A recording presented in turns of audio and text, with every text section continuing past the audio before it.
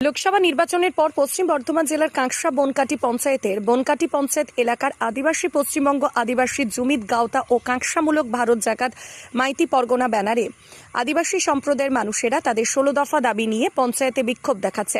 100 দিনের কাজ, আবাস যোজনার বাড়ি এবং এলাকার আদিবাসী মহিলাদের উপর অত্যাচার এবং এলাকার উন্নয়ন, এই ধরনের 16 দফা দাবি নিয়ে তাদের কাঁকসা বনকাটি পঞ্চায়েতে বিক্ষোভ। দীর্ঘদিন ধরে তাদের এই দাবি থাকলেও সেই দাবি পূরণ হচ্ছে না, যে কারণে তারা আবার নতুন করে বিক্ষোভের পথ বেছে নিয়েছে এবং সোমবার দিন বনকাটি পঞ্চায়েতের বিক্ষোভ দেখাচ্ছে। আর এই বিক্ষোভ ঘিরে যাতে কোনো বিক্ষিপ্ত ঘটনা না ঘটে তার জন্য কাঁকসার বিশাল পুলিশ প্রশাসন মোতায়েন করা হয়েছে। আদিবাসী নেতা জয়দেব মুর্মু দাবি যদি না মানা হয় তাহলে আগামী দিনে বৃহত্তর আন্দোলনে নামবে। যদিও এই বিষয়ে বনকাটি পঞ্চায়েতের উপপ্রধান সোমনাথ গাঙ্গুলি জানিয়েছেন তিনি গুরুত্বের সাথে বিষয়টি দেখবেন। কিসের দাবিতে আজকে তোমাদের ডেপুটেশন? দেখুন, আমরা দীর্ঘদিন ধরে আমাদের দেশ স্বাধীন হয়েছে 76তম আমাদের দেশ স্বাধীন করা হয়ে গেল, কিন্তু আদিবাসীরা যেরকম ইংরেজরা ব্রিটিশ আমল থেকে আমাদেরকে শাসন করে এসছে, আজকাল রাজনৈতিক দলরা দেখছি সেভাবেই আমাদেরকে শোষণ করা হয়েছে। আমাদের বনকাটি পঞ্চায়েতে এখনো পর্যন্ত আদিবাসী পরিবাররা আবাস যোজনা পায়নি। এর ভুল কার? এই বনকাটি পঞ্চায়েত প্রধানের। এখনো পর্যন্ত আমাদের মাঝি তান জাহের তানা পাট্টা দেওয়া হয়নি। ওইখানে মাননীয় মুখ্যমন্ত্রী ঘোষণা করছেন যে আদিবাসী পরিবার থেকে মাঝি তান জাহের তান পাট্টা সব কিছু দেওয়া হবে, পুনরায় ভালো করে নির্মাণ করে দেওয়া হবে। কিন্তু এখনো পর্যন্ত দেখছি আমাদের মাঝি তান জাহের তান যেভাবে আছে সেভাবেই পড়ে আছে। আমাদের যেটা স্কুল আদিবাসী পরিবারের ছাত্রছাত্রীদের আমরা দীর্ঘদিনের অভিযোগ যে আমাদের ছাত্রছাত্রীদেরকে বিনামূল্যে কম্পিউটার প্রশিক্ষণ শিবির দেওয়া হোক, কিন্তু কম্পিউটার প্রশিক্ষণ শিবিরও দেওয়া যায় না। এখানকার পঞ্চায়েত প্রধান আদিবাসী গ্রামগুলোতে কোনোদিনও গেছেন? এতদিন পঞ্চায়েত প্রধান হয়ে এখনো পর্যন্ত কোনো গ্রামের প্রধান যায়নি। ভোট পরবর্তী হিংসা কোনো কিছু হয়েছে? নিশ্চয় আমরা দেখেছি, কাঁকসাতে হয়েছে, আমাদের বনকাটি অঞ্চলে খেরোবাড়ি গ্রামে আমাদের কি হয়েছে, ঘটনার কি? দুটো পরিবারকে কাজ থেকে বসিয়ে দিয়েছে, উপরন্ত বাড়িতে গিয়ে হামলা করেছে, হুমকি দিয়েছে। থানায় আমরা এখনো পর্যন্ত কমপ্লেন করেছি, এখনো পর্যন্ত প্রশাসন ঘুমিয়ে আছে, নাক দিয়ে ঘুম দিচ্ছে। আর এখানে মাননীয় আমাদের পুলিশ মন্ত্রী এখন আরো নাকে তেল দিয়ে ঘুমাচ্ছে। কি দাবি জানাচ্ছেন আপনারা? আমরা এখন দাবি জানাচ্ছি, আমরা যে সমস্ত দাবি আমরা এখানে 16 দফা দাবি নিয়ে আমরা এসেছি, 16 দফা দাবি যদি পঞ্চায়েত প্রধান না মানে আগামী দিনে এই পঞ্চায়েত প্রধান অফিসটা আমরা কিন্তু তালা মেরে আমাদের আদিবাসীদের আওতায় রাখবো। কারণ এই পঞ্চায়েত প্রধান অফিস কিসের জন্য? মানুষের যদি কাজেই না লাগে তাহলে পঞ্চায়েত অফিস রেখে আমরা কি করবো, আর প্রধান রেখে আমরা কি করবো? ঠিক আছে, আপনার নাম? আমার নাম সুনীল কিস্কু, পশ্চিমবঙ্গ আদিবাসী জুমিত গাওতার সেক্রেটারি। কাঠি অঞ্চল আদিবাসী সমাজের মহাপুরুষ বীর যোদ্ধা সিধু কানু মুর্মু ও পণ্ডিত রঘুনাথ মুর্মু পূর্ণাঙ্গ মূর্তি নির্মাণ করতে হবে। Mahatma Gandhi national rural employment guarantee স্কিমে 100 দিন কাজ প্রত্যেক আদিবাসী পরিবারকে অবিলম্বে দিতে হবে।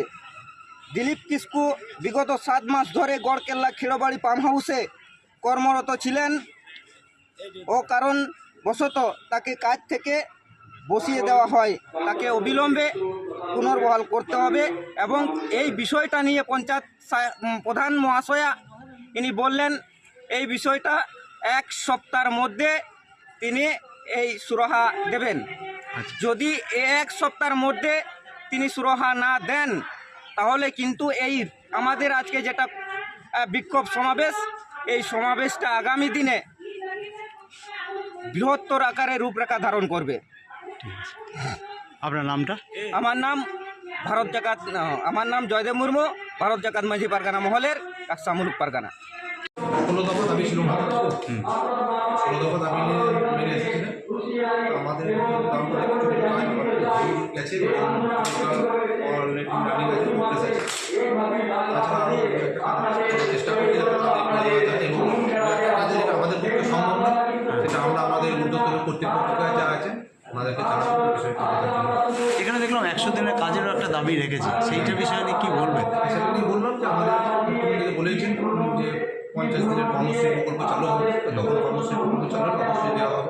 কিন্তু আপনারা জানেন 100 দিনের কাজ মানেই কেন্দ্র সরকার এই চাকরিটা করে বন্ধ করে রেখেছে, এই কারণের জন্য মানুষ কাজ পাচ্ছে না। কিন্তু কর্মশ্রী প্রকল্প চালু হয়ে মানুষ কাজ পাবে। আবাস যোজনা সেটাও তো কেন্দ্রীয় সরকার, সেটা তো যে ফাইনাল লিস্ট আছে সেই লিস্টের উপর ভেরিফিকেশন করে 31শে ডিসেম্বরের মধ্যে তো প্রথম কিস্তির টাকা অ্যাকাউন্টে ঢুকিয়ে দেওয়ার কথা দিয়েছে মুখ্যমন্ত্রী। আপনারা বিষয়টা দেখবেন গুরুত্বের সাথে? অবশ্যই।